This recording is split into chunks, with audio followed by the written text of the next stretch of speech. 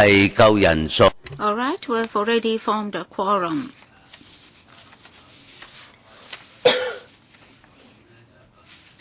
Tabled today is a Gen paper. Mr. Alan Leung, before you came in, I mentioned a paper R63 for Gen 3. Would you please read that paper? And we also have a tender document, hundreds of pages of it. I've not printed copies for each and every member. Kenneth has a copy by his side. No, not for the time being. Is being printed. So whichever member needs a copy can go to Kenneth's seat to have a look in a moment, because that document is very different from what we saw in the past. Last time we had not read those papers, or we had not received those papers, and we received those papers only over the weekend. So please invite the witnesses to come in.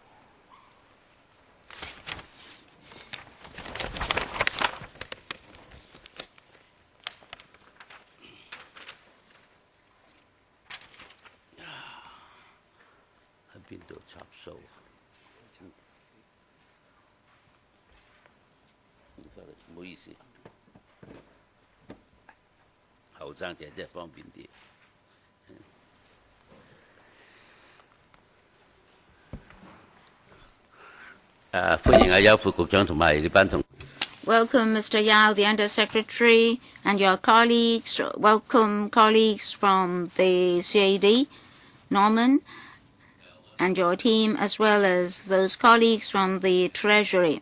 So let's start. Today, we're on Chapter 4 of PAC, or Audit's Report number 63. We started last week, and today colleagues will continue to ask questions about the report. We'd like to thank the DGCA, the Director General of Civil Aviation, for submitting some papers to us. We've not had a chance to read them yet because we received them only on Friday evening. And we also received the tender document.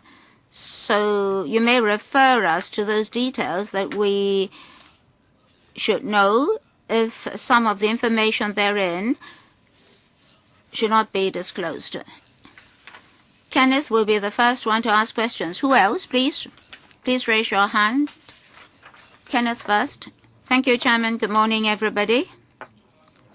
To continue with what we finished at the last meeting, I'd like to go through the tendering procedures and the tendering documents. The first part of this hearing will focus on them. May I refer you to Chapter 4, a chronology on the progress of the report. That is the chronology of key events in implementing the ATMS contract, Table 2 on page 10. So this is for what level of air traffic flow, how many flights per hour, for example. Director General, well, there are two parts to this question. There are two processing devices, one to handle the flight plans, to store 8,000 flight plans. about 5-fold more than the existing storage capacity. As for aircraft that can be detected by the radar, that is, all those aircraft that could be shown on the radar, the system could handle 1,500 aircraft concurrently. That is at the same time. Kenneth? Thank you. Well, may I refer you to the chronology? In November 2009, you started to tender. You granted the contract in April 2011. What about the awardee? In terms of technology and finance, was the awardee the highest scorer? If not, please explain. I understand that they use the two-envelope system, Chairman. So technically and financially, what was the ranking of the awardee? Mr. Yao, would you please explain the two-envelope system? Who's responsible for the first envelope and who's responsible for the second? I think the FSTB was involved. So would you please explain the responsibilities to us? Then I'll invite the others in your team to answer the questions. Now you have a central tender board, the chairman being a permanent secretary. Chairman, let me clarify. First of all, there's a tender assessment panel, and then there's the tender assessment board. Now, in those units, who's responsible for scrutinizing what? Would you please clarify? Well, some members have not read the report, so we have to spend some time to revisit information that we should know. Mr. Yao, Under Secretary, would you please tell us who did what? Mr. Chairman, we have the assessment panel.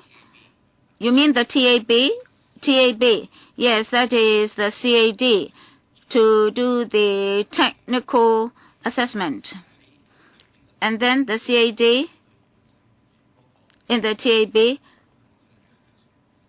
did provide price analysis. You mean the Central Tender Board did not participate in the TAB work, right? Well, the TAB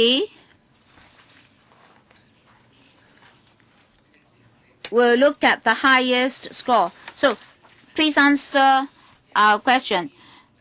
Not the CTB, right? Only the TAB would read the first envelope, right? Norman, well, maybe the Director General can confirm this. So you're responsible for the TAB, the Tender Assessment Panel, the TAB. Can you confirm that? Chairman, perhaps I can explain that, as the Honourable Member pointed out, we had a two-envelope approach. On one side, we have the tender prices. On the other hand, we have the technical assessment, which was taken up by the CAD. In the CAD, we have an assessment panel. We'll assess each and every tender and give them scores. When we assess the technical part, we would not open it for the time being. It's only after the technical assessment that we would open the envelope on quotations, prices, tender prices. And then we finally looked at the overall score before we refer it to the CTB. Permanent Secretary, Mr. Leung. Well, for this tender board, the Permanent Secretary for the Treasury from the FSTB will be the chairman, with the Logistics Department, Transport Department, and the Development Bureau sending their representatives.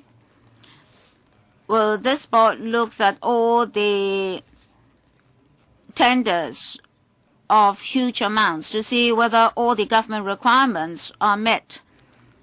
And then individual departments would set up a tender assessment panel, a TAP, to assess the scores of the tenders received. In this case, the CAD, through the Government Logistics Department, did through the CTB to consult them on the marking scheme. The ratio between price and technology was determined, that is 4:6. As for the prices, the CAD's TAP was responsible. After they gone through both scoring exercises, that is on prices and technology, a report was submitted to the CTB for scrutiny. So that's roughly the process. Just now, the chairman mentioned another paper, Gen 3. In that paper, it said that the tender document was vetted by the CTB. I have to clarify that the tender document did not go to the CTB, which was not responsible for the tender document. It's only responsible for the marking scheme. Why I mentioned Gen 3? Because there's some confusion in 17. All right, that's clarified. Kenneth, would you please continue?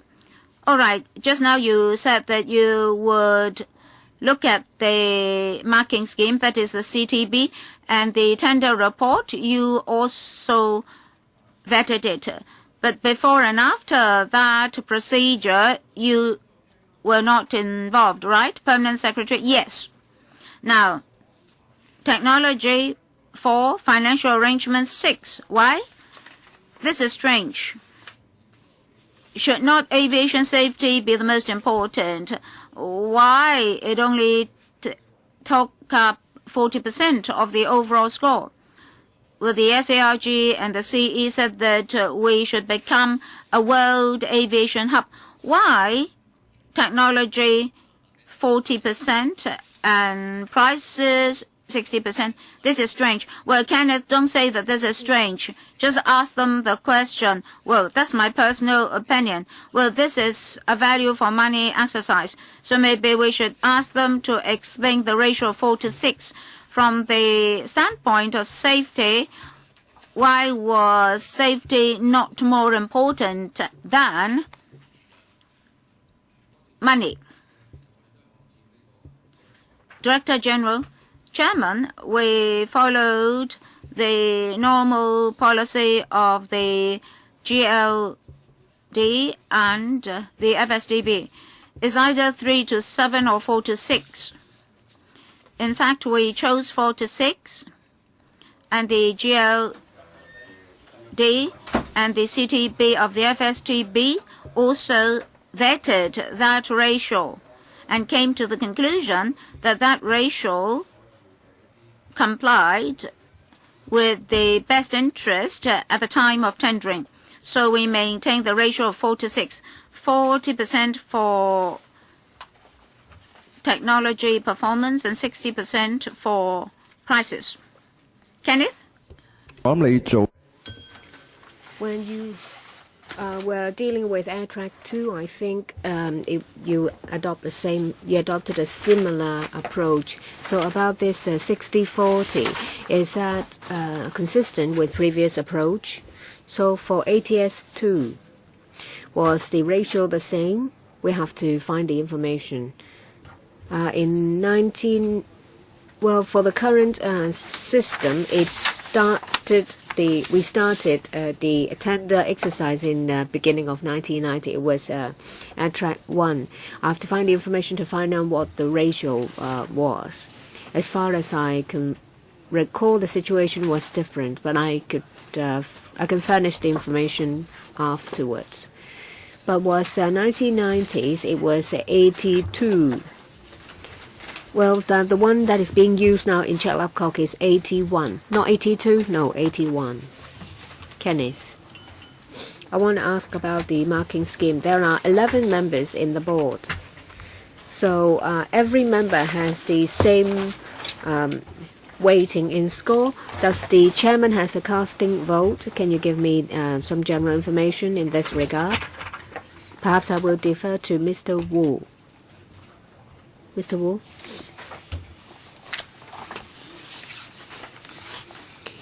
There are 11 members.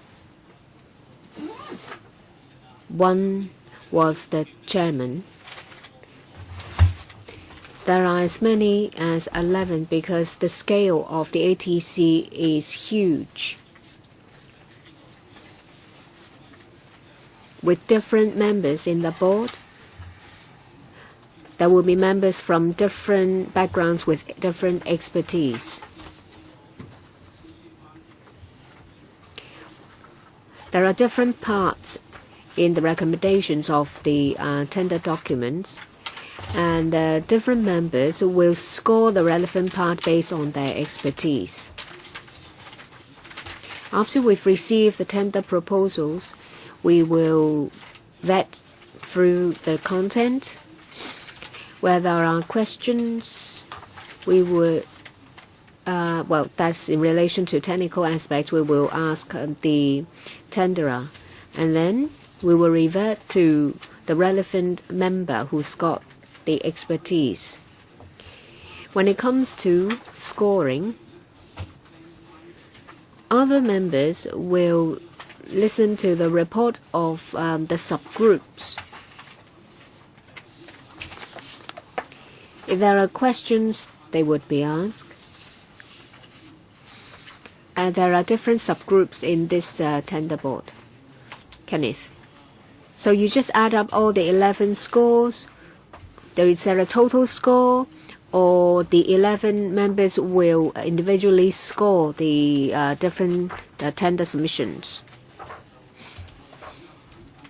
There is a total score. As I've said, there are different subgroups in relation to the 11 members, and with each group there are at least 2 members, so there are checks and balances. So the scores will be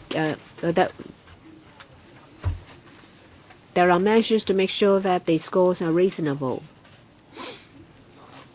They will have to explain why they're given such a score.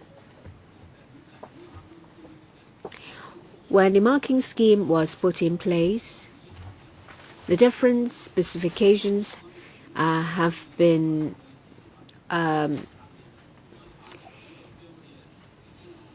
scored, and they will have to explain why such a score was given, and justifications will have to be given.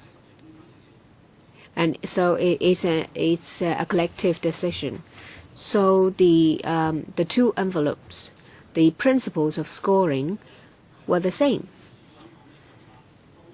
As the SG said, well, we don't know about the score of the money envelope. When it comes to the technical aspect, there has already been a marking scheme, so there's only a matching exercise.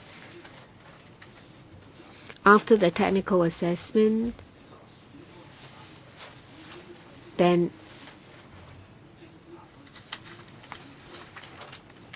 well, actually, when it comes to the monetary amount, it's based on the SPR. It's a mechanical exercise. It's already said in the tender document that there is the cost of the system and also the maintenance cost for the 15 years, because we want to calculate the cost of the entire lifespan of the system. We also have the net value of the smaller sums. They will be added up as the total sum. So it's a mechanical exercise. So you use the net present value. Then I understand. Can you tell me, the successful tenderer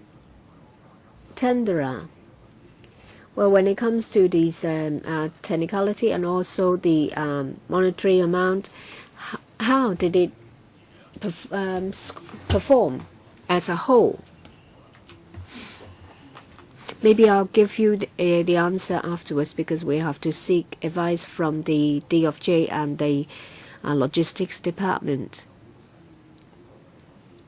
to see how much we can divulge given their policies. Yes, please do.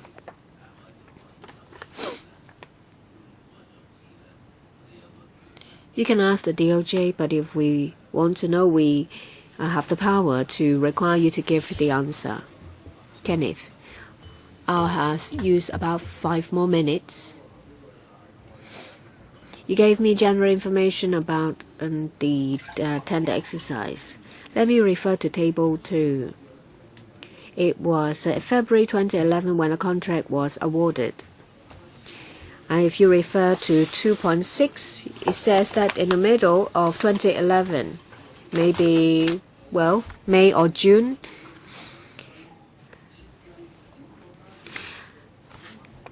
the contract was at the detailed design and reviews stage. The CAD and the ATMS contractor identified areas for improvement in the system on operational efficiency and safety grounds.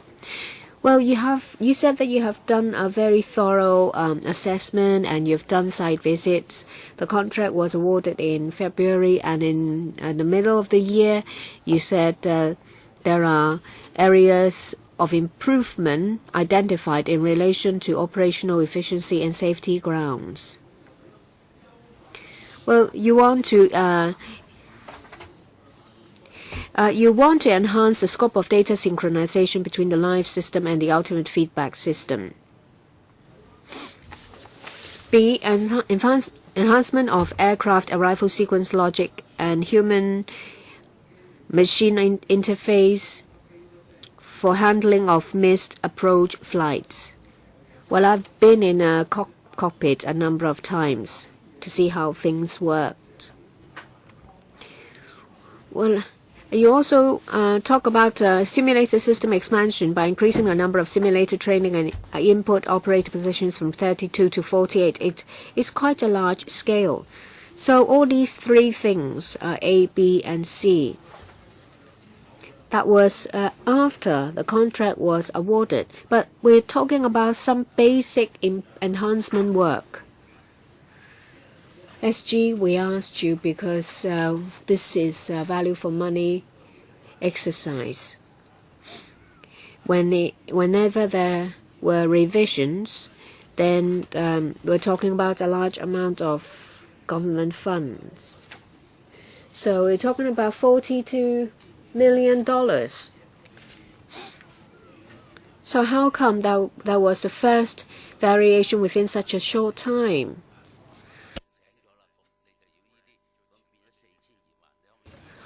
So you have to add $42 million on top of it within such a short time. Let me do my best to answer members' questions. In paragraph 2.6 on page 11, A. Enhancement of the scope of data synchronization between the live system and the ultimate feedback system. In the original design, there was a stage 2 revision, which was to turn the existing ATC system into a backup system. Well, when we issue tender document, we have made one specification that there should be an ultimate fallback system. We did not take that into consideration in the first tender invitation. And the ultimate fallback system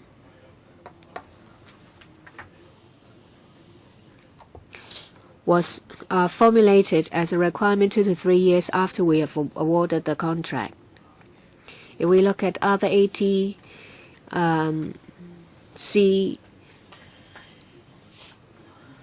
centers, they all have this ultimate fallback system. And after discussion, we decided to introduce this requirement by way of contract variation.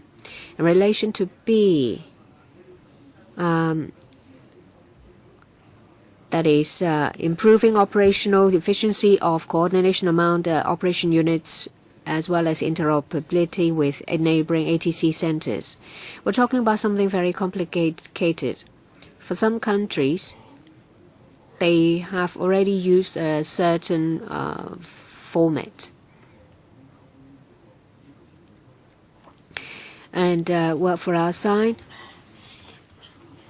we're talking about 276,000 kilometers square in our flight information region, covering more than one country. And sometimes different countries will use the same format. This already been included in the tender invitation. However, when other ATC centers were revising and improving their system, they have adopted a new format.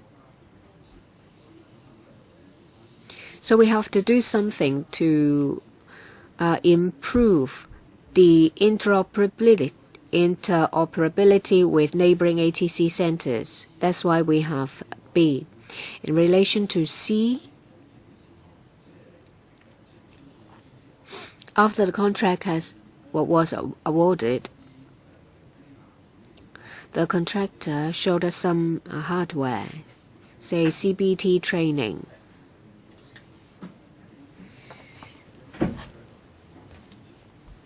So we've started with the operation at a preliminary stage. We realize the time for simulator training has to be longer.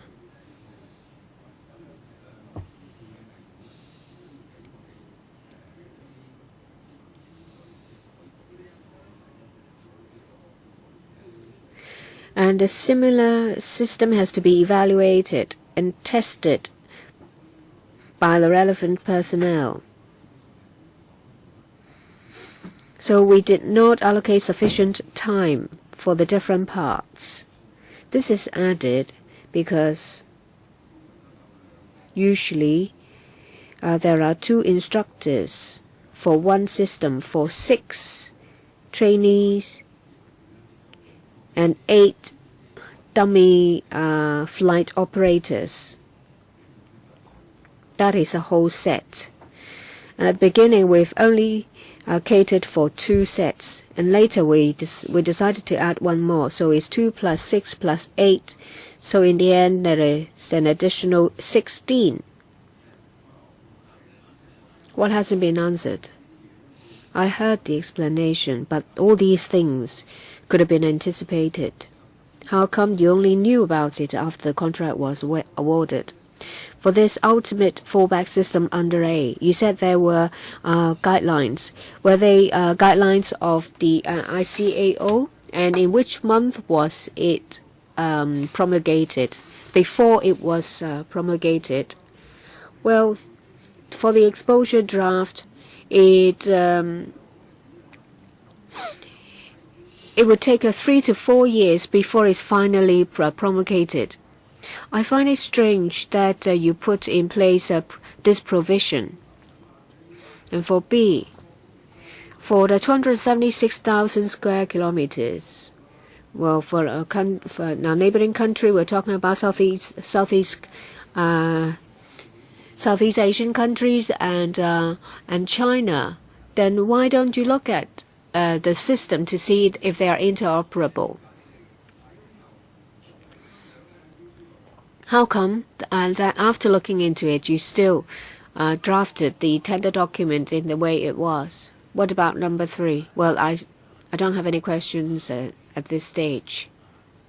Mr. Leung wanted to ask you the money envelope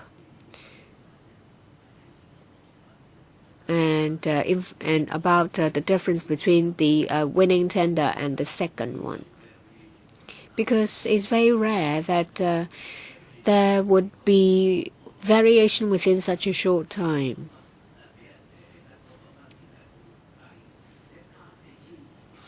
If the difference between the winning between the winner and the other one is very small, then an additional 42 million may make a difference. And there is another variation which costs for over $40 million. So we're talking about $80 million.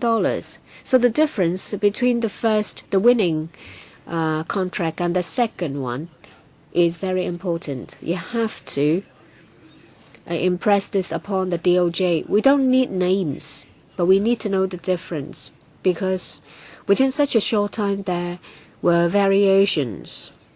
And you've only given us very general and vague answers. That's why Mr. Leung had to ask you these questions.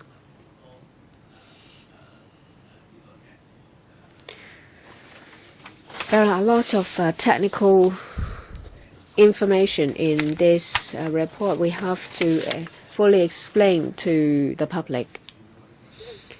Perhaps let me hear from the SG or the relevant colleague about A and B. I will defer to my colleague, Mr. Wu.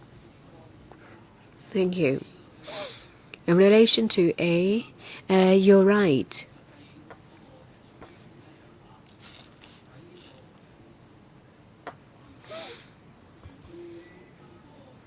In relation to the ultimate fallback system, well, in the Asia-Pacific region, there is there is a flight plan and implementation team for the Asia-Pacific region under the ICAO.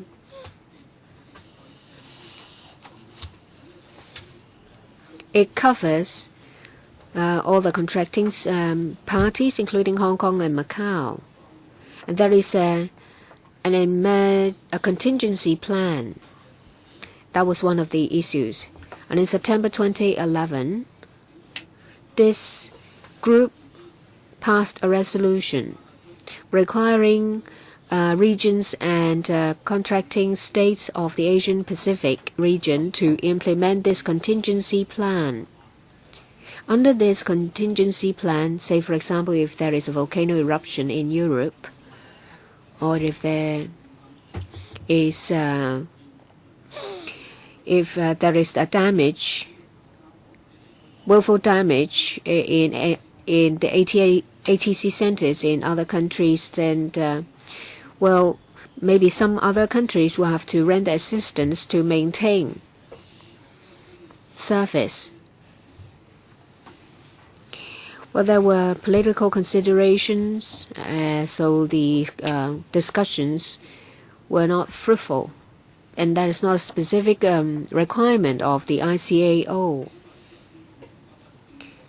Well, but because of the situation in Europe and some military situation, and in 2011 there was a resolution requiring Asia-Pacific regions and countries to put in place this system. In this resolution, it is said that a working group on air traffic management contingency arrangements should be set up. That is for members to put their heads together and come up with a proposal. The proposal will comprise 3 levels. The first level being the local level, that is whether there is any contingency arrangement locally, followed by the second level, sub-region, and the third level, region.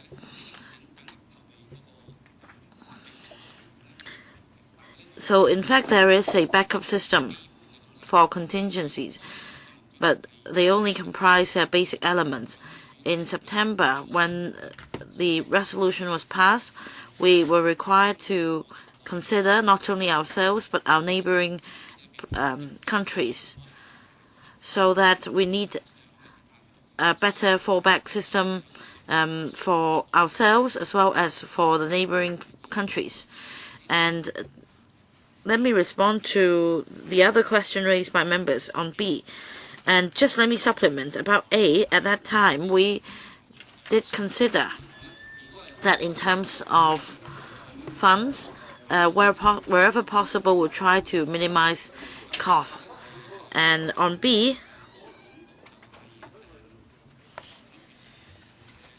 The last part of B refers to interoperability with the neighboring ATC centers. So for neighboring countries, when aircrafts go from one place to another, we communicate through audio means, and after the 2011, it was done through electronic means. So in the tender, we included this requirement. We also included the compatibility requirement or interoperability requirement of ICAO, because in 2010, when we conducted tests with another place, two centers might use different format. So if the system is developed in one place, then it can be developed with only just one format. So we assume that it can be brought up to the latest requirement. However, in developing a comparable or compatible format under ICAO's requirements, once we discovered the issue, we, following the ICAO's requirement, amended the interoperability requirement. That is to say, we should consider, in terms of interoperability, when there is automatic communication or automated communication with other ATC centers, it should be done automatically instead of using different formats. So that was the overall change. May I follow up on your answer, Mr. Wu, because this is quite complicated.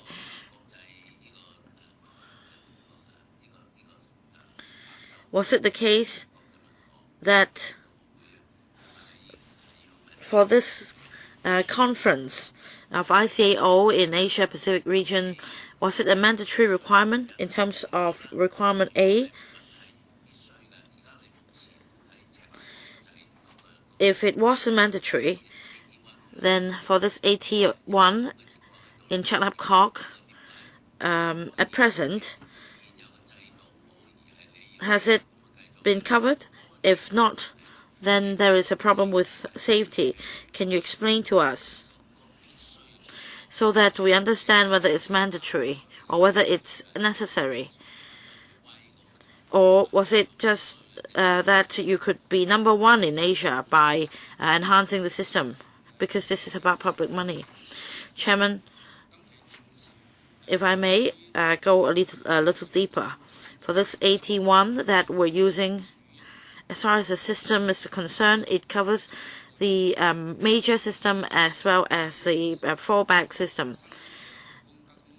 As for the new air traffic management system,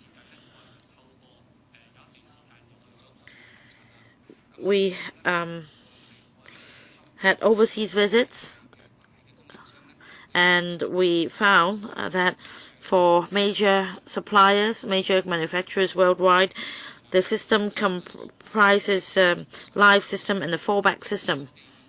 So just like a space shuttle, they'll try to use these two manufacturers. But for this design, the software team basically would be from the same manufacturer. And this is the same system, and in our tender invitation, we specified that they should come from two different designs, because it's a matter of air flight safety, so that when errors occur in the live system, air traffic controllers could still manage air traffic using the fallback system. And that's the international trend at the time, comparing to other places of similar scale and traffic flow. And at that time, we enhanced the system because that was the international trend. So it wasn't mandatory, but it was a matter of safety. So when you procured the AT3, it was something used worldwide, but in terms of September 2011, as in September 2011, it wasn't absolutely necessary. So did you consider, from the value for money perspective, when you used the $42 million, you'd like to have the what other places in the world had, but was it a responsible decision?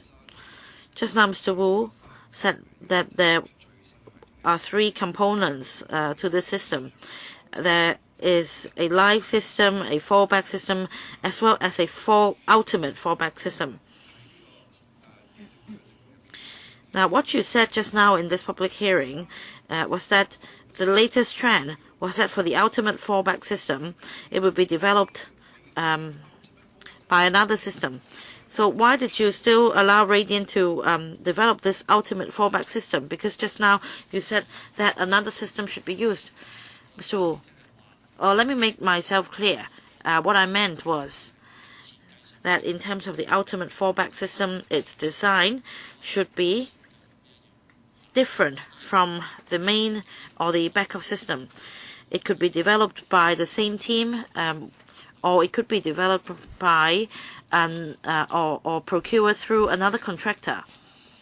We just want to make sure that air traffic safety could be maintained. And in the past, in 2007,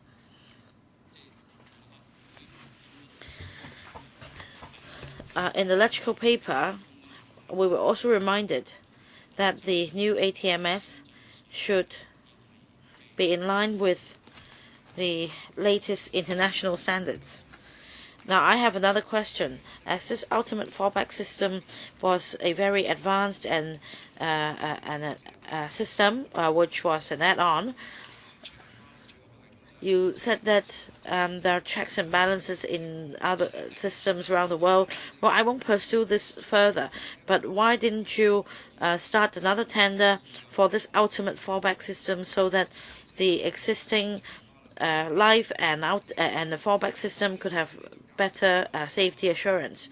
Now, on point B, you explained that in terms of interoperability with neighboring ATC centers, in 2010 you already conducted some tests and found problems. Why didn't you specify in your tender document instead of waiting for contract variation? And following that, my next question on B is this. You want to enhance human-machine interface for handling of missed approach flights and improve operational efficiency of coordination among units within CAD. And why hadn't you foreseen that in advance? Dr. Leung, maybe he'll answer your question in a moment. We'll give you more time later, but we need to allow other members to ask questions as well. So we need to ask questions from technical perspectives as well. So next one, Mr. Eleanor. Technically, in this public hearing, we must hear their answers from a technical perspective. But I think common sense should prevail over such technical issues. Last time at the public hearing, I already pointed out to witnesses in attendance that in relation to the paper submitted to FC on the 17th of May, and that's R63/3/info5,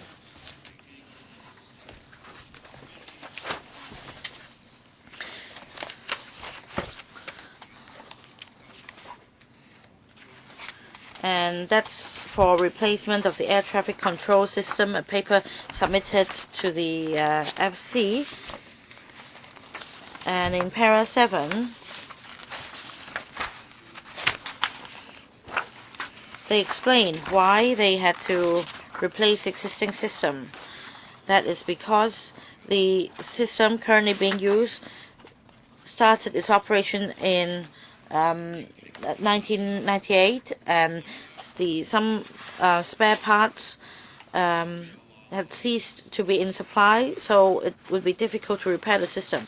And also, the current system was designed in the 1990s, and it could not support the common functions of a system, and some examples were given. And if no improvements were made in terms of air traffic handling capacity, and the system as a whole will be gradually lagging behind countries like Taiwan, Singapore, South Korea, etc. Chairman, I'd like to refer you to para 23. 係經濟發展及勞工局交嚟嘅文件咧，當然我相信呢就。And that's a paper submitted by the Bureau, but I suppose the information was provided by the Director General of CAD, who was Mr. Norman Lowe at the time. And he said the following, that the proposal should be rolled out according to the following timetable. So there were clear timetables. There was a clear timetable. Just now, Mr. Lowe, the Director General, and Sir Wu spoke, and they seemed to try to come up with excuses to explain why they were unable to meet the original estimated timetable of 2012, when the new ATMS should commence its operation. We are 2 years behind schedule, and what's even worse is that, according to the audit report,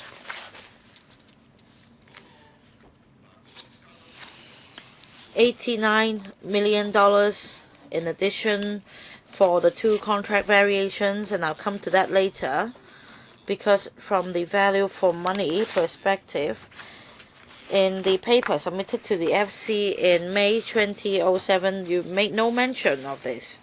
And common sense tells us that there were only 2 possibilities why you didn't submit this information. One, that first of all, this could be serious negligence. The DG of CAD should be the expert, so he failed to foresee what was foreseeable, and that was the first possibility. Second possibility, intentional or deliberate concealment, and that's even a more serious matter, because with an additional funds of $89 million given to the winning bidder, it would be very unfair for other bidders. In the 2007 paper, it was said that safety may be at stake. So aren't we in a dangerous situation because we're 2 years behind schedule? Originally, it should be completed in July 2007. I'm referring to the factory acceptance test. In the end, in 2013, in June, the CAD accepted the test results. However, there were conditions attached to this acceptance. That is, for the 127 deficiencies or observations, they should be followed up on subsequently. So for the factory acceptance test, it was 1 year late, but at the same time, there were 127 deficiencies to be followed up on, and the CAD also gave a lot of comments. And in June 2014, there were still 76 outstanding observations and 420 users' comments. So, Chairman, according to their estimation, the system will only commence operation in 2015. When in 2015, January or November? This answer is vague. We don't need to hear a technical answer. This is common sense. Last time at the hearing, I demanded that the DG and the relevant witnesses provide assistance to the PAC, and I made it very clear that in terms of assistance, we mean that in terms of the papers submitted to the FC, any discrepancies found between the paper and the actual tendering process and the details, there should be a list for us listing the chronology of events. Chairman, have you seen it? And the auditor, in the Chinese version, page 13, set out in table 3, and then there was a progress indicator on the left, and I can't see the A, B, C, D, E, F, G, H, I in the FC's paper, in the paper submitted to FC in 2007.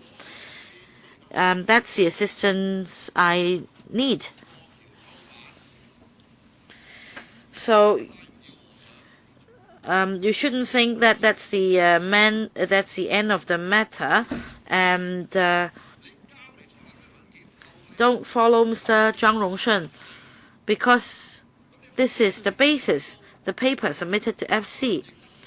And can you just give an overhaul? After that, I asked for assistance, but nobody gave me offered me help. It could be that the DG was too busy. It could be that the list could be too embarrassing for the DG. Once it is shown, and there could be no way that he could hide. That's why he has been beating about the bush for the past 45 minutes in response to Dr. Kenneth Leung's question. So I repeat once again that this public hearing is not going to conclude today, and I'd like to warn witnesses here that as far as I can see at the moment, it could be a serious matter of waste of public money and a transfer of benefits. I haven't made up my mind yet, but with the late submission of papers, Chairman, there is no way we can conclude this public hearing today. So once again, I solemnly give this warning. If you're unable to give me the help I need in it, please explain to Chairman and myself at once why you can't give the help we need. I think this will be put on record. Chairman, let me make the request once again. Number one, I think we need the help of Mr. Yang Tak-kung, the Permanent Secretary. Number one, for the whole tender process, we need a very clear chronology of events. In May 2007, you submitted a paper to the Finance Committee of the LegCo. If we use paragraph 23 of that paper as the blueprint, please tell us which items have not been completed yet according to schedule. How many tenderers were there? How many tenderers were invited to tender? How many tenderers submitted tenders on their own, out of their own initiative? I'd like to know about the 2 envelopes. When the 2 envelopes were opened,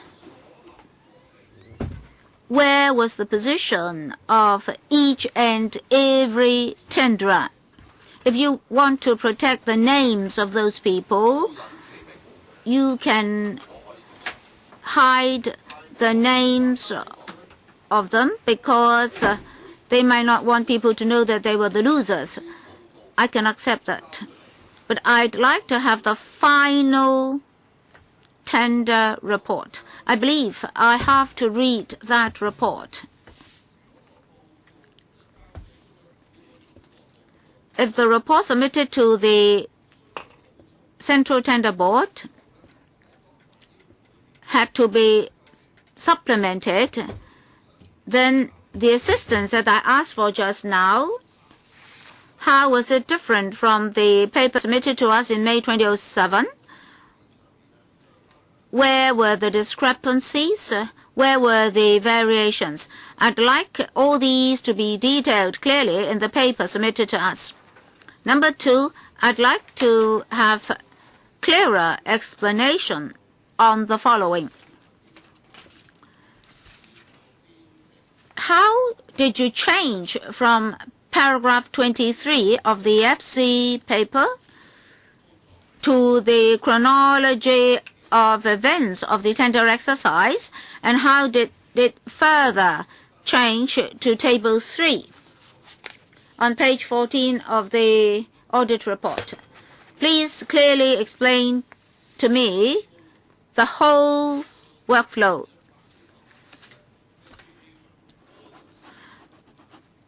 The variation orders added up to $89 million, resulting from the 2 envelopes.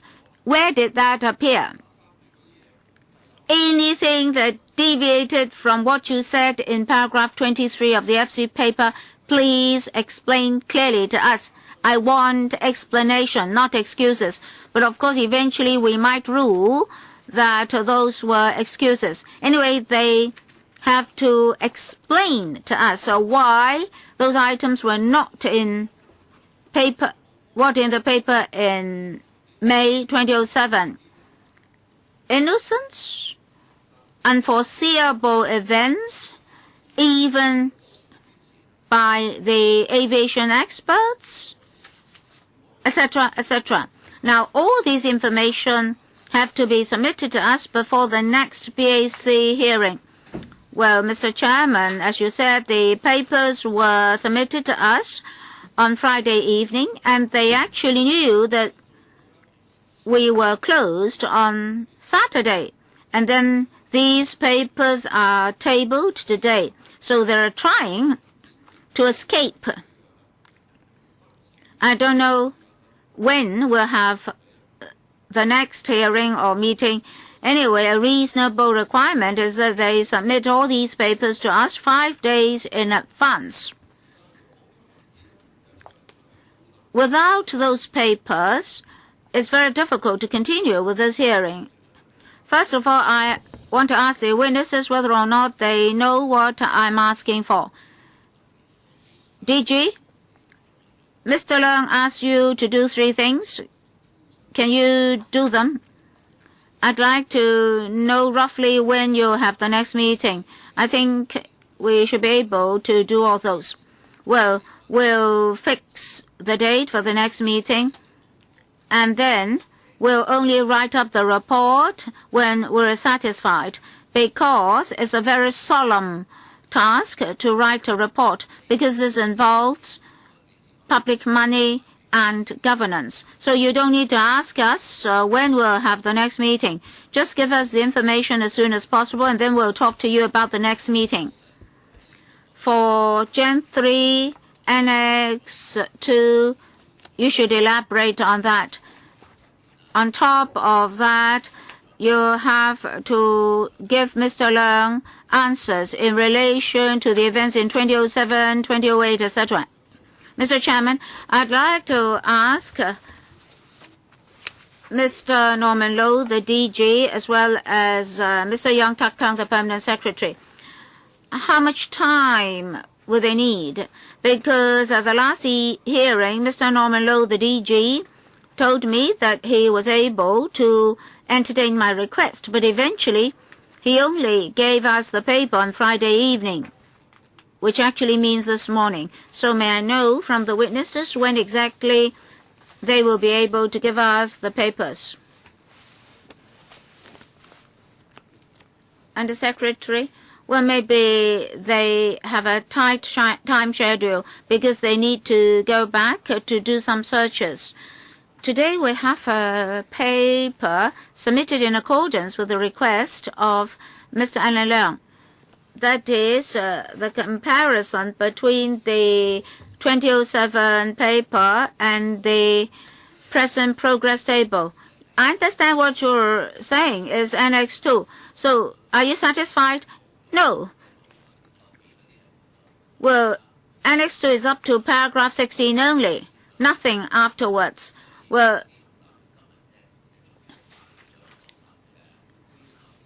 actually today Mr. Leung was repeating what he asked for at the last hearing. So your 16 paragraphs only answered his request partially. And today I refer you to Gen 3. Annex 2 only partially answers his request. So, Under Secretary, how much time would you need to meet Mr. Leung's request? Well, this paper is in font 4, very big fonts. Maybe they're taking care of our deteriorating eyesight. Well, Under Secretary, Mr. Yao, this paper cannot satisfy us. Why? You're not tabulating the information and then supplement it with explanatory notes. Well, if you have not done that, how do I know what you're talking about in these paragraphs typewritten in font 4? You're not being clever. You put everything in an essay. Well, for an essay, you can put up N explanations, but I want a clearer explanation. Now, well, in the paper submitted to us in May 2007, you have items A, B, C, D, E, F, G, H, I. And now you submit a document with hundreds of pages. How am I going to go through it? You must have objectives. You must have indicators. Otherwise, how can you complete your tender exercise? You had a time frame in 2007. The audit already tried its very best by putting all these in a chronology of events. I'm teaching you how to do it. What do I want? A chronology of events starting from May 2007. After you came to the FC, you promised the FC some time frames and indicators. And then another column, time indicators, line 4, actual implementation. Actual implementation time.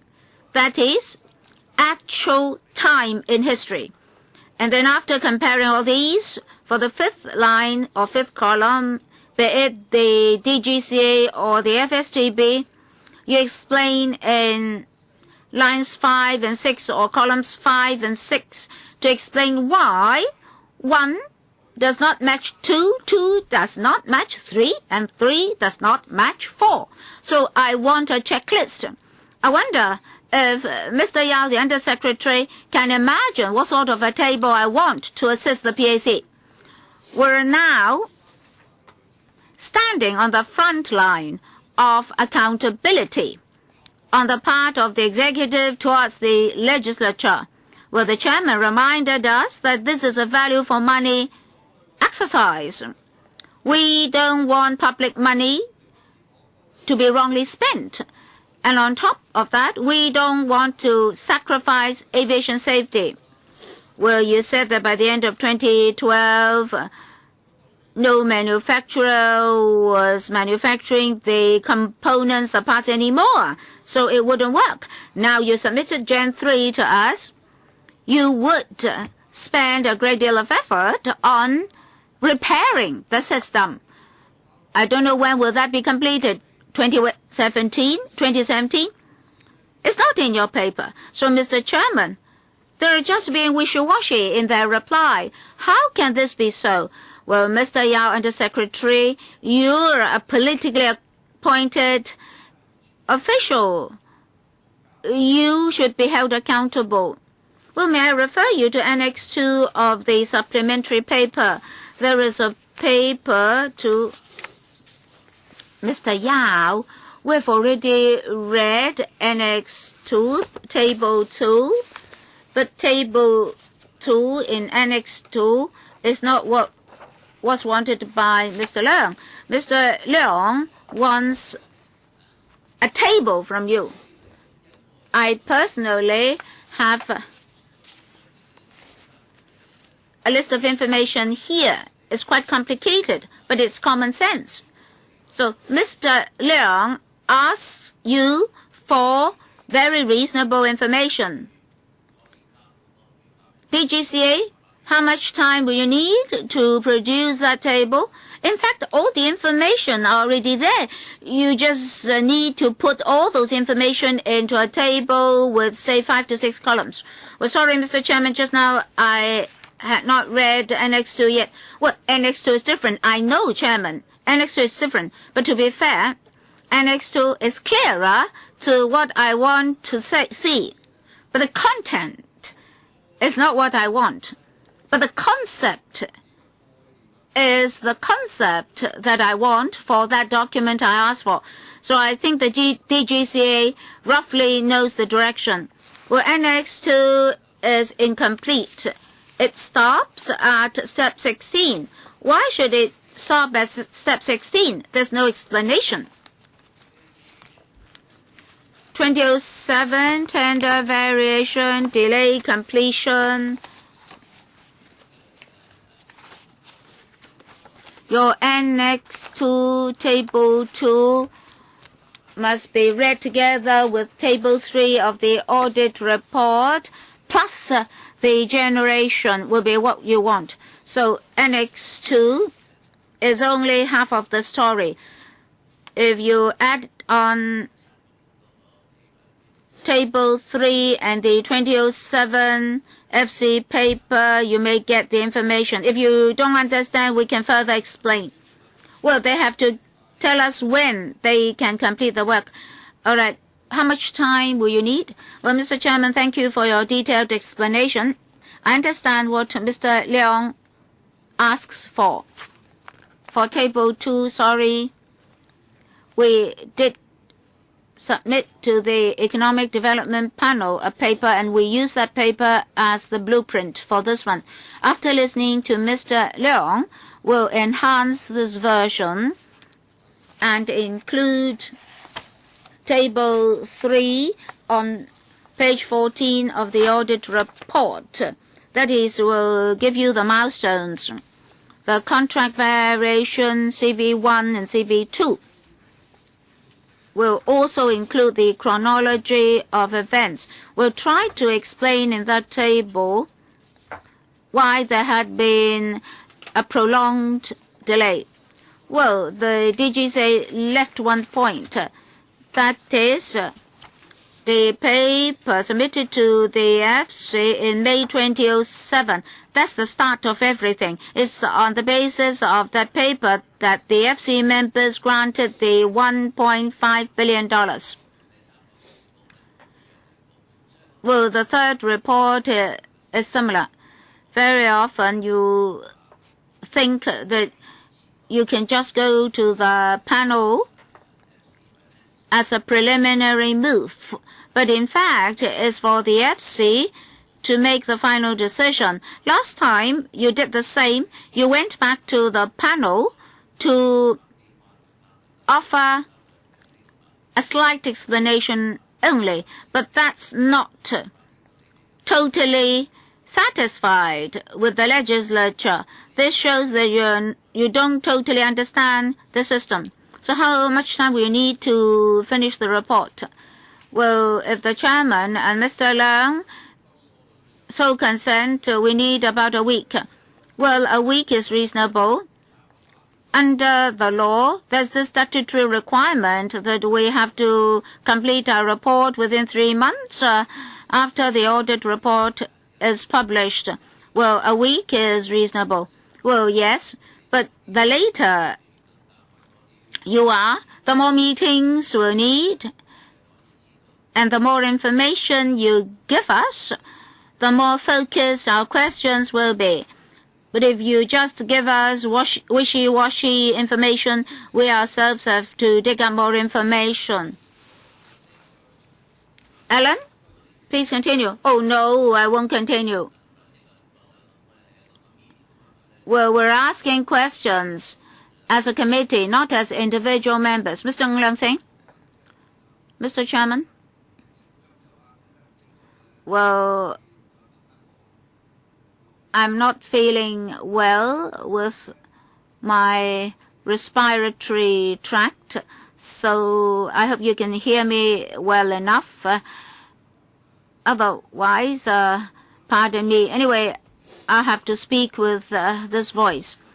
In fact, we're moving on to part 3 of this report. That is in relation to the management of the PRM project. Which paragraph are you referring to, Mr. Ng Leung Sing? 313, 314, 315. It's about the management of the PRM project. So I'd like to ask the audit for the chronology of events before I ask the department's questions. When they applied in 1996, was it the former Legislative Council before 1997 or the Provisional Legislative Council? Because at the end of those 3 paragraphs, it said that they would like the LegCo to make an informed decision. So was it the last term of the Legislative Council before 1997 or the Provisional Legislative Council? The formal LegCo before 1997, yes. So they're really referring to the Legislative Council members. So maybe the Chinese version should be clearer. If you say La FATCO, it means the last term of the LegCo before the handover. Now, paragraph 3.13 mentions the application in 1996, and that was based on 2 study reports in 1990 and 1994 respectively. And there it said that the CAD had to resolve this mixed mode of operation to enhance capacity. So they need technological advancement. As a result, they needed to introduce this radar system to monitor the flight operations. They believe that there is a possible technological advancement, and I think that is a crucial point. Based on what did they believe that there will be technology changes? Can they supply information to us showing that they have done assessment, studies, and personnel of which rank accepted these assessments and studies?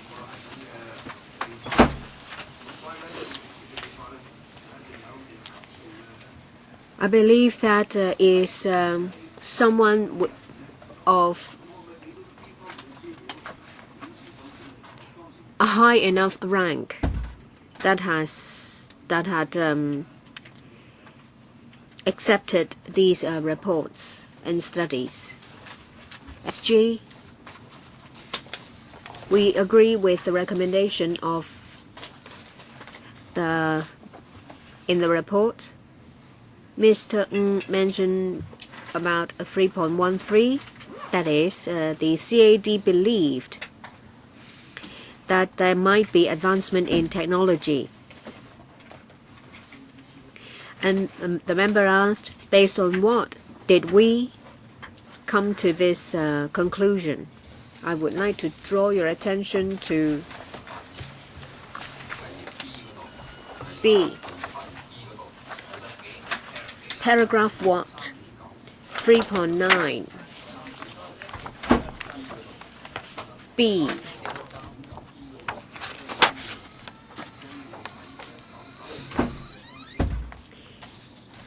Well, based on a study done in 1990, that is the new airport master plan study, there was detailed information in this study, in this regard.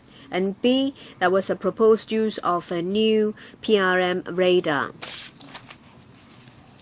Because if the PRM is used, that is the precision runway monitor radar, then with the maturing of technology relating to flight control, navigation, or surveillance technology, there is a chance that a mixed mode operation can be put in place. And if there was a new PRM radar, then distance between hills and flights could be seen. And that could be fallback radar for approaches. This PRM will kick in place whenever necessary. And that was a report in 1990. The ATM division and also the AESD were involved. Mr. Ng asked, under what circumstance was this procured? Referring to information we have, well, there were some meetings involving high-ranking officials. The then acting SG and the then SG knew about it as well. Mr. Ng, could you maybe refer him to 3.10?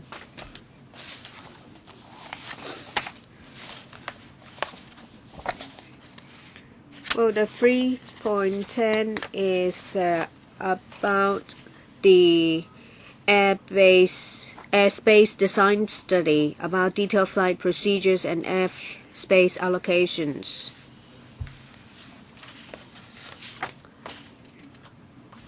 There were recommendations based on B that 3 options were shown to be possible. And it also said that there is actually a constraint. If there was no expected changes, then this would not happen. And I think this is the crux of the problem. You said that the acting SG attended the meeting. So he was attending on behalf of the SG and he made a decision, and it's the highest level decision.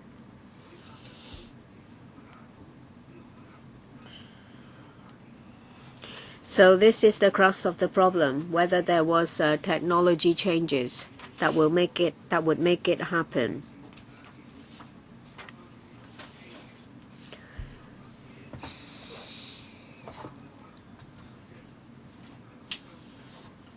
Based on what did you believe that there would be technology changes? Reality is that there is no technology change. So you just believe the consultancy report, or you have actually done some internal assessment? Any information to support you? SG. In 2010 and 11,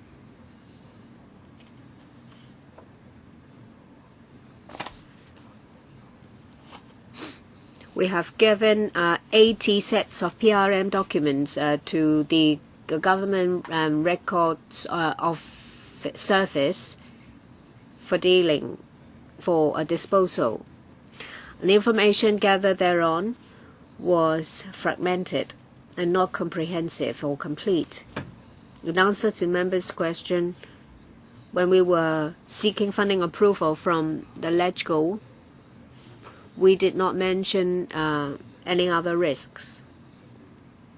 In other words, that it involved technology changes and changes on the part of the ICAO before we could have the fully independent mixed mode of operation.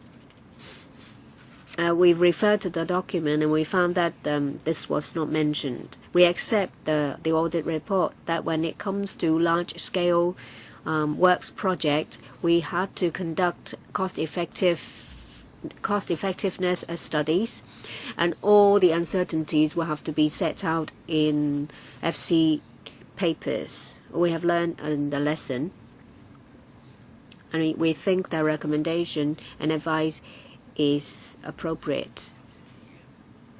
Appropriate in relation to what they have to be done. So it's an error on your part. Considerations were given, but as to whether cost effectiveness if a study was done, we could not find relevant information from the record. For other airports that have used PRM at radar, the situation and the reasons why they've been put into use were looked into.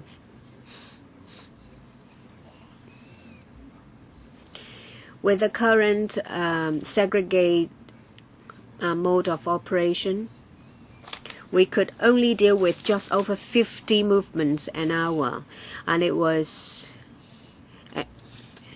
And at that time, at the beginning of year 2000, there would be more than 50 movements per hour. So, after we've bought the PRM, there would be technological advancement, and there would be changes on the part of the ICAO to enable the use of the new PRM radar.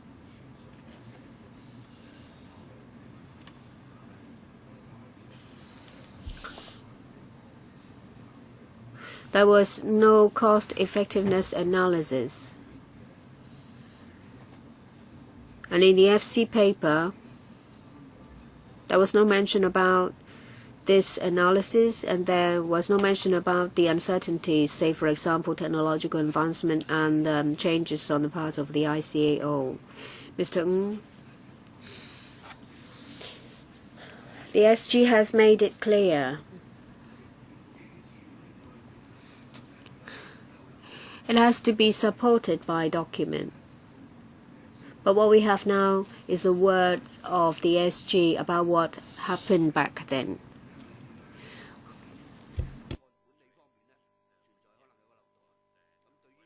And I think there's a flaw in the keeping of government records.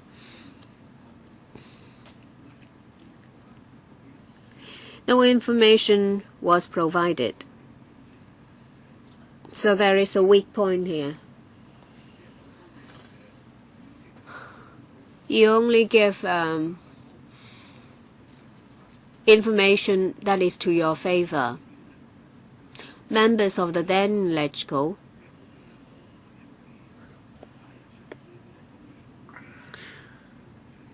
were not drawn. Their attention were not drawn to the fact that there were risks.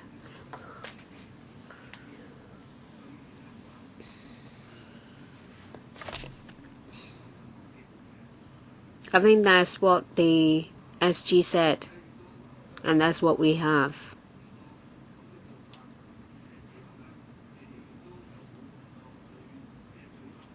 Well,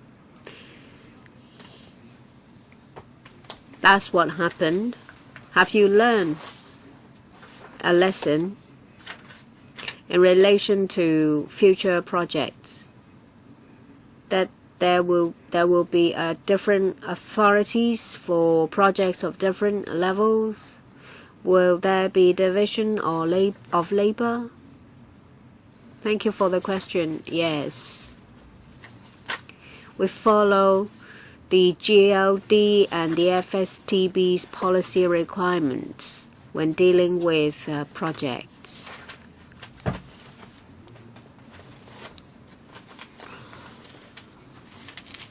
For projects that cost $5 to $10 million, we can seek approval from the GLD for us to deal with it ourselves. Any project exceeding that amount, it has to be dealt with by the Central Tender Board. For smaller projects, say for example, well, we need to find out what a chief engineer can deal with. This is an approval process. And we have promulgated internal circular to remind our project team and relevant works personnel what they should pay attention to. SG, well, the reason why Mr. Ng had to ask this question, because we're talking about PRM. It's a huge project that cost some tens of millions to billions of dollars, because this is a precision system. We should look forward to make sure that public money is properly used.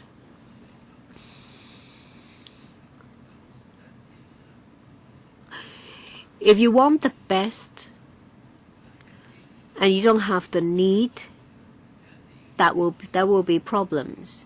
We're talking about $100 million. Paul?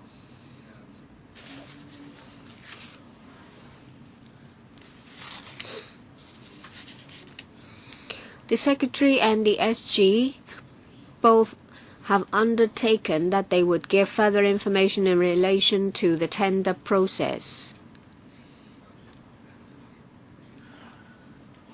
Let me maybe move on to another issue. I will ask for detailed information about the tender process at other times. Mr. Ng asked about Part 3.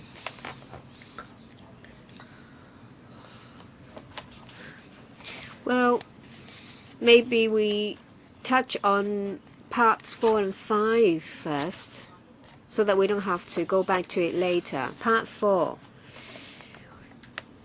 Air service charges and also overflight fees, en route charges.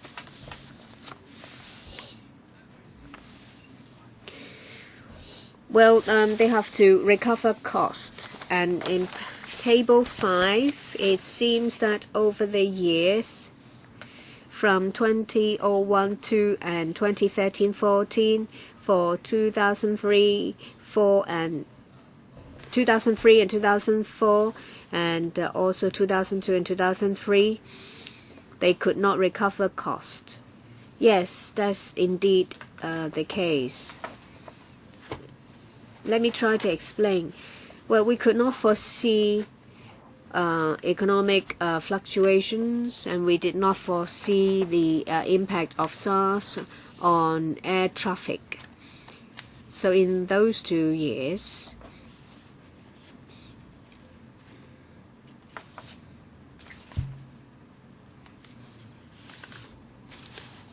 we could not recover cost when it comes to the service provided. Starting from 4.10 about the en route navigation charges. Once they've passed us, then that's it. You can't chase them, and it seems that overdue charges is getting more and more serious. As at the end of September 2014, we're talking about $21.6 million. Well, this figure is correct, is that right? Well, I would defer to my colleague for the latest figure.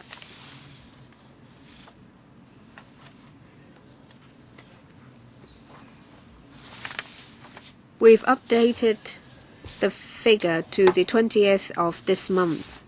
That is on the date of November. So we're talking about $18 million. So it's a drop from 21 million to 18 million. Yes.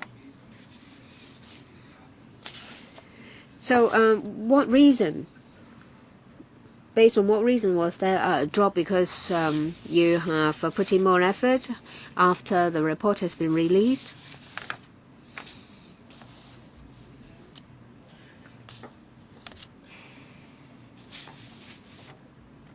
Maybe during peak season there might be more flights, more en route flights. Maybe for the first time it was overdue. After maybe a week or two we would send them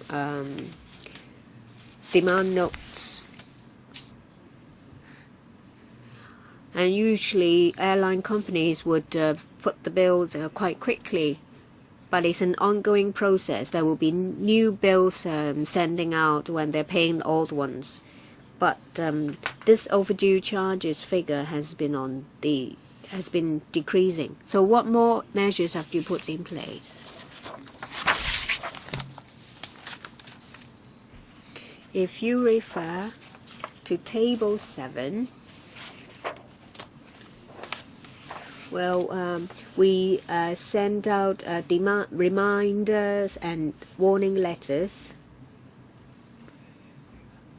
This is done in accordance with government's financial and treasury regulations. After a certain time, we will send out a reminder, and after another length of time, we would refer the cases to the DOJ.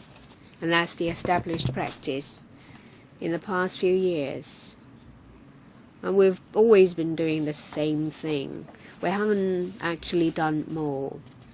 And in relation to one case, because the amount is larger than others, we've actively followed up on that case. They owe us a few $1 million. We've been dunning them for payment, and we've written them letters. We've written to their management. We've also asked the aviation authority of other countries to follow that up. The amount outstanding was about $7 million, but actually the overdue amount is $9 million or so, and they've paid $2.4 million. And as far as ATC charges are concerned, we are getting more and more revenue, and as a result, the ratio of default cases also increase correspondingly. Well, about dunning overdue charges, we understand that we don't have a registered statutory organization for dunning such overdue charges, and there could be risks in recovering these overdue charges. Does the CAD have any practice of following standing accounting instructions issued by the Treasury and demand bankers' guarantee or security deposits? Yes, Mr. Chair is right. We follow the Treasury's instructions in pursuing overdue charges.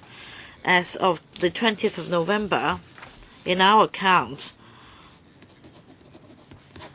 the overdue charges amount to $18 million. However, we issue the reminder, and if the case is still in default after 2 weeks, we then pursue the overdue charges. And for these major airliners, they have flights flying over Hong Kong region every week. So they often have overdue charges in our accounts, actually. As for how we pursue the debt, we follow strictly the standing accounting instructions, including what's stated in Table 7, the issue of reminders and warning letters, and under some circumstances we also seek legal advice. And about these cases, but the majority of these cases involved smaller airliners or universal airliners, and the default amount was usually only $20,000 or $30,000. There was one case with a larger default, case A, that involved several $1 million throughout 4 years. And the default was a result of overdue charges accumulated over 4 years. And following our persistent pursuit effort, we were able to recover some $2 million. And we also discussed with our counterpart in the other jurisdiction, which forced the airliner to pay some money. We also raised this issue to the executive of the Asia Pacific region of that airline company, and we also sought advice from the ICAO. In this year's conference, we issued a paper, and we discussed that paper in the conference, and it was discovered that many air traffic management companies and centers around the world also faced the same issue, especially in relation to this airline operator. That is why in the Asia Pacific region, we are discussing whether there is a mechanism to, say, prevent the aircrafts of this airline from taking off. But we're waiting for this mechanism to come in place. And meanwhile, we will try to recover payable charges from companies that have received our services. Well, Director General, you mentioned Asia Pacific region. What about the standards adopted by other regions? Do they have a mechanism for recovering overdue charges from default companies? DG. Well, be it Asia Pacific region or other regions, the ICAO has a role to play. And we have also consulted the headquarters of ICAO, and the answer we got was that they will not encourage us not to provide service to default companies. That means even if the charges are still overdue, we should nevertheless provide service to these companies for the sake of air traffic safety.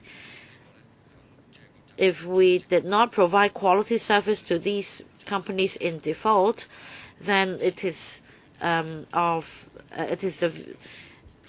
the ICAO's views that we should not provide substandard services to these companies as a result. So we're still looking into that. As for other regions or other countries, we're still discussing whether through the international alliance or an international organization providing such services, we could get some help. The answer we get is that we could try to engage an intermediary agent to recover charges for us, but that cost would be incurred, and that may not be successful either. So for this airliner, they have been in default for quite some time, and yet they have been repaying us about 20 to 30% of the total default sum. And recently, the two senior officials from that company had also been deployed to Hong Kong to discuss with us. Now, on this serious issue, I'd like to ask two questions. First of all, whether there are other countries requiring that security deposit be paid. And secondly, for international conferences, do you know whether in these international conferences that there are other countries also facing the same problem of overdue charges not recovered? I'll defer to my colleague, Mr. Wong. Well, in other countries, I mean 1 or 2 countries,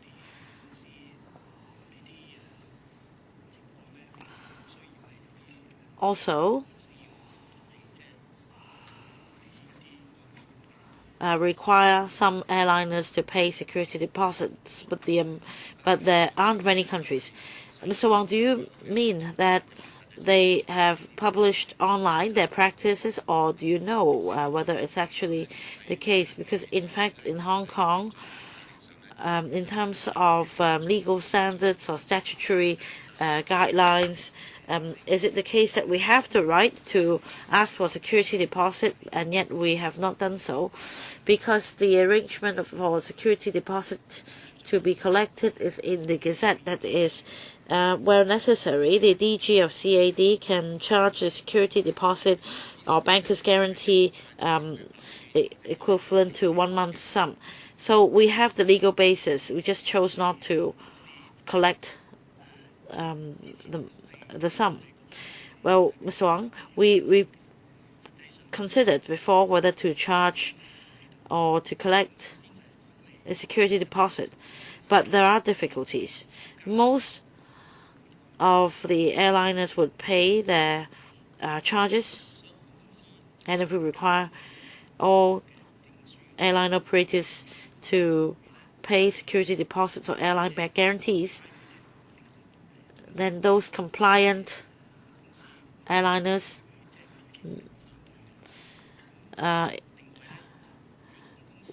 will object. That's what we anticipate. If they continue to pay the en route navigation charges, the CAD doesn't have sufficient justification to penalize these companies. Yes, Mr. Wong, you said that the majority of airline companies are compliant, but according to information, there were 101 cases in which the debts would have to be written off between 2004-05 to 2012-2013. So these companies are not really compliant. Based on the audit's recommendations, we will consider imposing this measure. Although I mentioned just now the 2 difficulties we considered at the time, we're going to consider it when giving approval to overflight aircrafts. Can you impose conditions such as the payment of security deposit or banker's guarantee? If necessary, we can seek legal advice from the DOJ. But we can impose this measure if it's feasible. Have you sought advice before, Mr. Wong? We have not. So after the audit's investigation and recommendation, are you going to do it? We will consider seeking advice. So you will consider, that means you haven't decided whether to do it or not. We are going to do it. So you accept the audit's recommendations, right? Yes, we are going to do it. So that's all for me for the time being. Next, Mr. Adenau.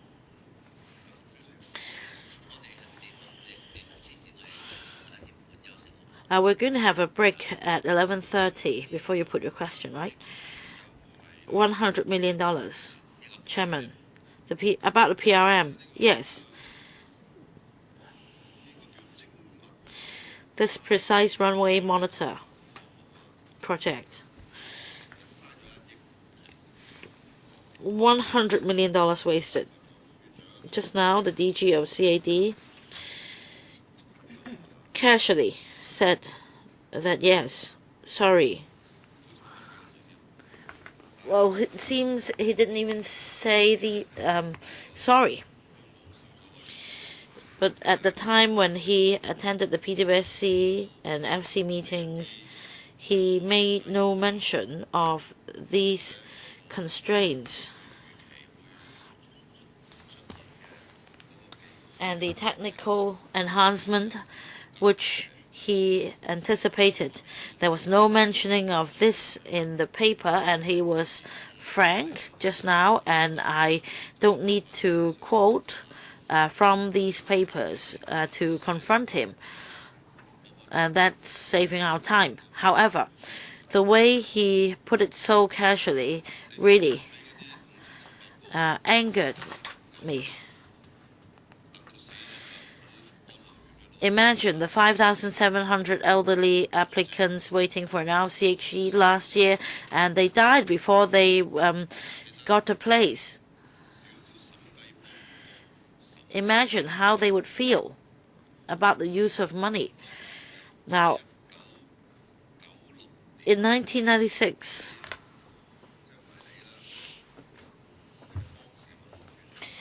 the then Director General of Civil Aviation attended the meeting of the Finance Committee and the Public Works Committee for funding approval of $100 million.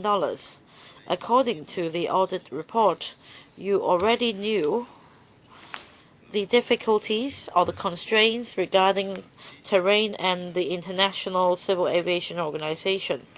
According to the audit report,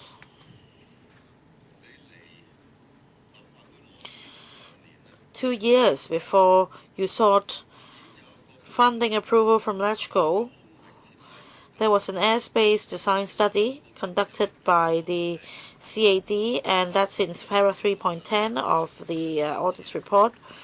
And it was said that earlier the new airport master plan study anticipated that there would be technical enhancements, and yet this wasn't the result. So when there was an error in the CAD's judgment, how come in 1996 the department still anticipated that it could overcome the constraints? DG, Chairman.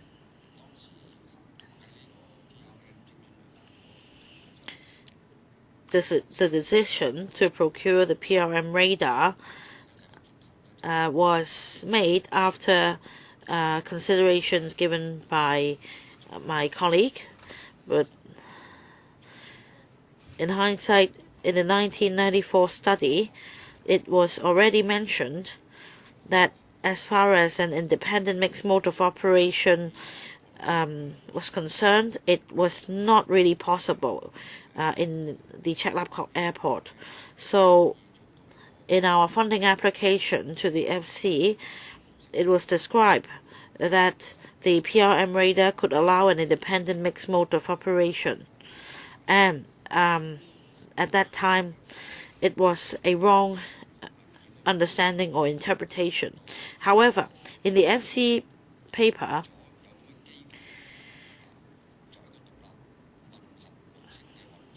neither was it mentioned that apart from technical changes or enhancements which would allow PRM to perform this function, other functions of this PRM radar, and these functions are set out in para 3.9b, and I touched upon that earlier, so I will not repeat the points. I believe the CAD colleagues' decision at the time of proposing an independent mixed mode of operation was a departure from the 1994 study. It was wrong, it was inappropriate. As for other uses of the PRM radar mentioned in or the lack of mentioning of the other uses of the PRM radar, it was also wrong, because at the time the consideration of procuring a new PRM radar was that in early year 2000 the parallel runway system could only allow for slightly over 50 movements per hour. Without the PRM radar, basically the capacity could not be exceeded.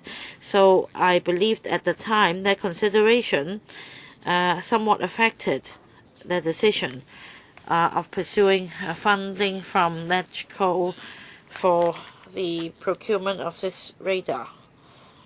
Alan. Chairman. The DG of Civil Aviation at that time in 1996 sought $100 million from FC for the radar. Then he knew that since due to natural obstacles in the north or southern runway, there was no acceptable solution for adopting an independent mixed mode of operation. So there was no solution. Now, according to the papers, had I been the member at the time, I would have thought the following: for this two parallel runways with the PRM radar, the two runways could operate independently at the same time, and the $100 million would be good value. However, there was no mentioning of the study because of the natural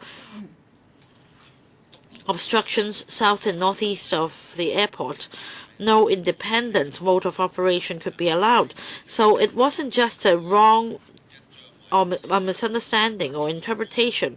It was concealing facts from the then LegCo, the FC and the PWSC. And also, according to the audit report, in the 1990 new airport master plan study, it was clearly stipulated that in order to have independent mixed mode of operation, the Tai Yam Tang and Fa Ping Tang areas of northeast Lantau Island would have to be excavated by 11 and 60 meters respectively. I don't know whether the DG of CA at the time would excavate the two peaks in Tai Yam Tang and Fa Ping Tang by 11 and 60 meters by himself with the use of an axe. Now, what was the reason for not telling the chairman of the FC? Well, unless you could remove the obstacles yourself, unless those constraints could be under your control. But no, the peaks would have to be excavated. So what was the basis for the CAD then to overcome the then existing constraints in future? Isn't it deliberate concealment from the FC? I wonder if the relevant government officials would agree to my conclusion. 主席，嗰時當時個邊個係處長嚟㗎？阿林。當時係 DGCA? Who's the then DGCA? If I remember correctly, in 1996, it's Mr. Locke and Mr. Siegel. But as to when Mr. Locke left, I really can't remember. Well, according to the PWSC minutes on the 12th of September 2009, the then DGCA was Mr. Siegel. I think he was the acting DGCA. Would you please answer Mr. Leung's question? Yes, he is correct. Alan?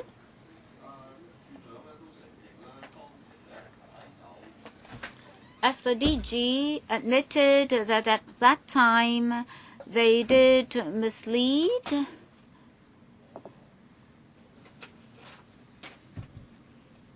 the electrical and hit something from the electrical. Now, may I clarify something? According to the audit report, this PRM radar, after 20 months and 4 years of use, because, Mr. Chairman, that was used in the year 2000. So 10 years ago, it's no longer used. Now, according to the audit report, the CAD said that starting from 2005 is already in the standby mode. DG, what's this standby mode for? DG? Well, the PRM radar does not have any moving or revolving parts. So it's an electronic scanning theory that's used to monitor the aircraft. So the cost for maintaining it in the standby mode is relatively lower. We have to understand the conditions surrounding the 1996 report. At that time, our colleagues made changes in accordance with the ICAO requirements, and technical advancement was also made. So at that time, the PRM radar might still be useful in future. So we turned it to the standby mode. That means if it was to be reused, recalibration had to be done before it could be put to service. Alan? Well, Mr. Chairman, this kind of technology is, of course, ever advancing. If Mr. Low is now so ambitious that the 11 meters and 60 meters would be cut off from the two peaks, will the CAD be able to start the radar again? Well, even if it can be done, we may not be able to congratulate you because we're now 14 to 15 years after that year. Well, even the ATMC has to be replaced in 10 years' time. The manufacturer will no longer manufacture the parts. So, frankly speaking, Mr. Chairman, this so-called standby mode is to sound more appealing only. In fact, it's no longer useless. It's no longer useful. In future, if Tai Yam Ting and Fa Ping Ting suddenly lowered by 11 meters and 60 meters, then the radar could be used. In 1996, we allocated them $101.4 million. In fact, that had totally gone down the drain. Is this conclusion of mine correct or not? DG, may I refer you to the audit report? Which paragraph? 3.9, paragraph 3.9b, small 3. The PRM radar can also provide redundant coverage for the approach surveillance radar already planned for the HAIA. So this is complementary to the surveillance radar for approaching aircraft. So under certain conditions, if the system was to be closed, then this PRM radar might be useful. So we now put it in the standby mode. Under certain circumstances, if distance measuring devices had to be closed, this could also give flight distance information to the aircraft personnel. Well, we understand that with technological advancement, such a radar may no longer be useful. So maybe we should follow the audit advice to see whether it should be put on standby further. From the standpoint of value for money, we need to reconsider that, because we're 14 years after the commissioning of the PRM radar. It's not too long a period of time. Yes, it's not too long a period of time, but it has not been put to use.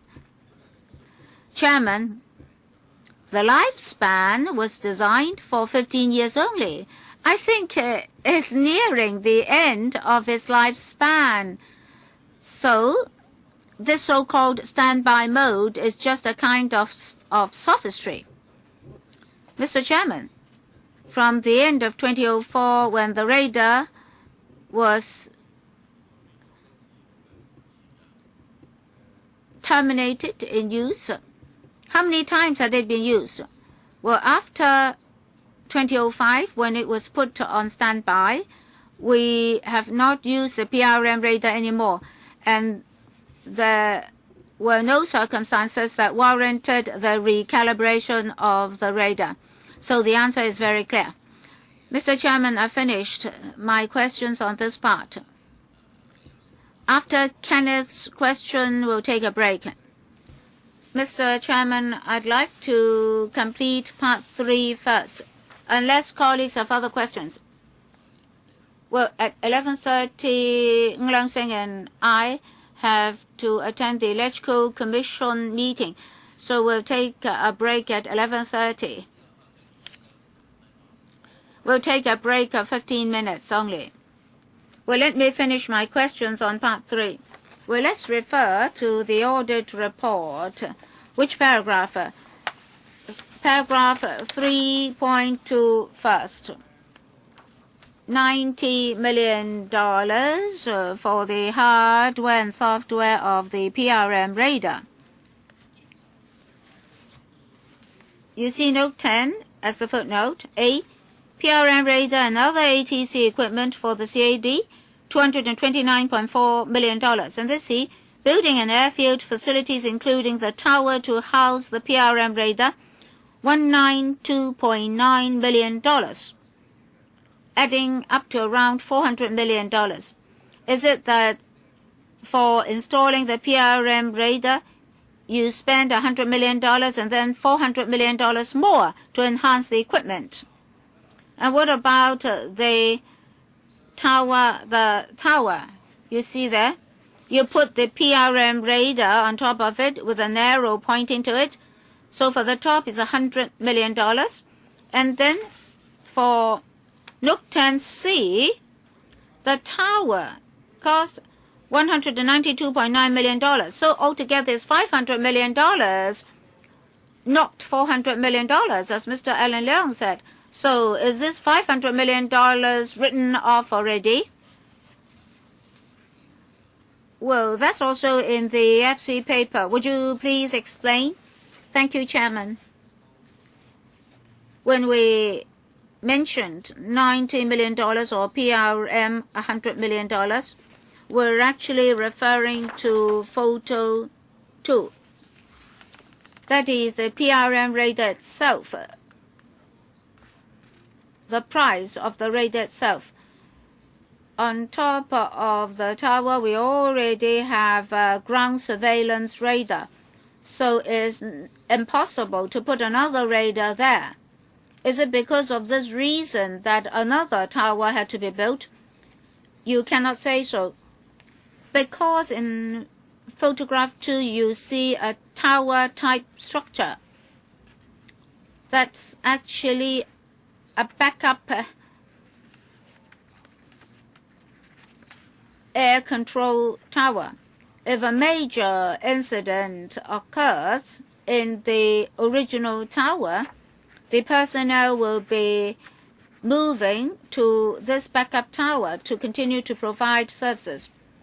And there are different uses put to this tower with an ATC, that is an air control center, with radar facilities as well. That is, if the existing ATC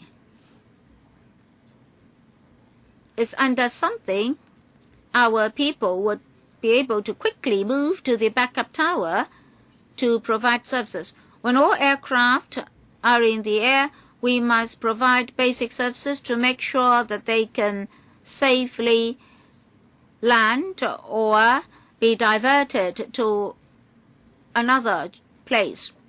So the purpose of this tower is not just to house the PRM radar. It's not just a structure to house the radar on its top. It's also a backup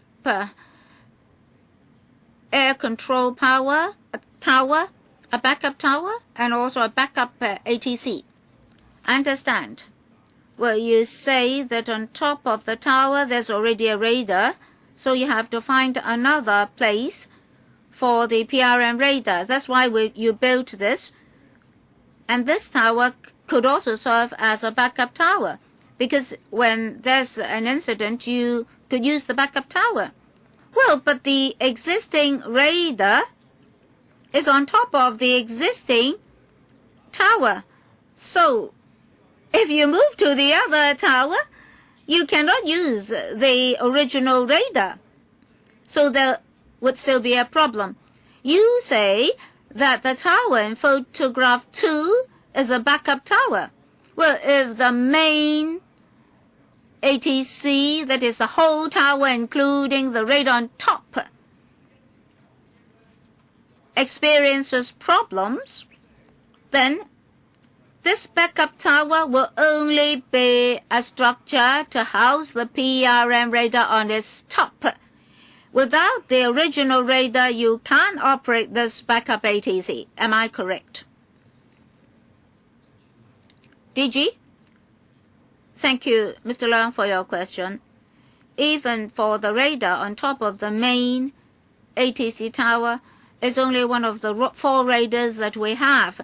It's mainly to monitor the aircraft moving on the ground level of the airport. In the Hong Kong airspace, there are other radars on Tai Mo Shan, Parker Shan, Beacon Hill, Sha Chao, and so forth. We have different radars. These radars will transmit information to the ATC, that is the main tower. They also can send information to the backup tower and the backup ATC. So if the main tower, the main ATC has any problems, the backup tower and the backup ATC can receive all other signals from those mountains with their equipment. Is this backup tower a requirement by ICAO? Are other airports with the same level of businesses using the same sort of backup towers? Well, Chairman, this is not an ICAO requirement. In different years, the ATCs and ATC towers of different airports had experienced problems. Hong Kong is an international and regional aviation hub or network. So we have, with this backup tower, we can enhance our safety coefficient because we're handling up to 1,700 flights per day, 600 odd en route, that is in transit, and over 1,000 actually come into Hong Kong. So when a major incident occurs, with this backup tower, we may not be able to provide comprehensive services, but during an emergency, we can reduce safety risks as far as possible. In the United Kingdom, the ATC also has similar arrangements. I only need a few more minutes. Kenneth, well, let them clarify. When you designed the tower in Checklapcock, when was it designed? Was it because of this PRM radar that you designed and built this tower? Maybe by answering this question, you can make yourself even clearer. So, sorry for interrupting. So, if you say that when you designed the Checklapcock Airport, you already had this backup tower, then you need not explain so much. Well, Mr. Chairman, when the airport was first designed, this was not included. Oh. We explained this in our paper to the FC. We mentioned supplementary air traffic control equipment and the training needs of our personnel. So when we started to build the second runway, the relevant services needed were submitted to the FC in relation to backup facilities, equipment, and this backup tower. Are you referring to paper info 7? Right? 09? The 12th of June 2009, right? The 12th of June 2009, you mean? Well, that was slightly mentioned. Alan? Well, please refer to paragraph 3G of your paper. To build a building, including the tower, known as PRM Runway Surveillance Tower. Well, that's the answer that I want. I know that's the answer you want, so I would like to put this on record. So this tower was not in existence at the beginning.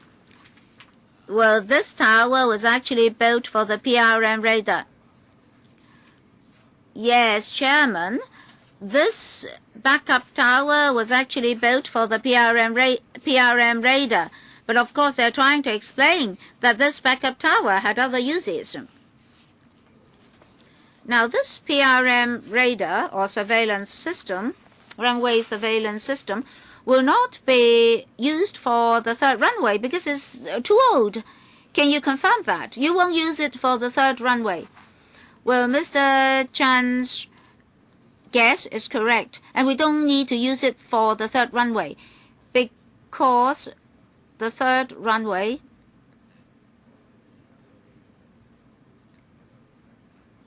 is farther away, farther apart from the north runway. And you need $200,000 now? Kenneth, you are correct. May I refer you to 3.6C of the audit report. There it is said that under the circumstances, the PRM radar had been put into standby mode from January 2005 onwards. As a result, the annual maintenance cost of the PRM radar had been reduced from the previous $1.1 million to the present level of $0.2 million. Now, if it is no longer used, can you sell it to neighboring airports? I just don't want you to lose so much because all these add up to $300 million. Can you sell the whole set to others? We have to follow the procedure of the GLD. If we are to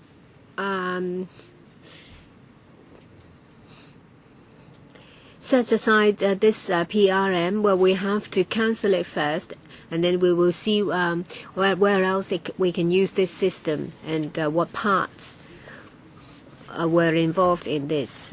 I think you have spent $300 million on a piece of junk. But to me, you have spent $3 million in buying a piece of junk. Let's have a break for 20 minutes. Please come back at 1:45. No more than 20 minutes. We have to go to the Electrical Commission meeting. There is a Bills Committee. But you're going to a Electoral Commission meeting. There is a Bills Committee on securities.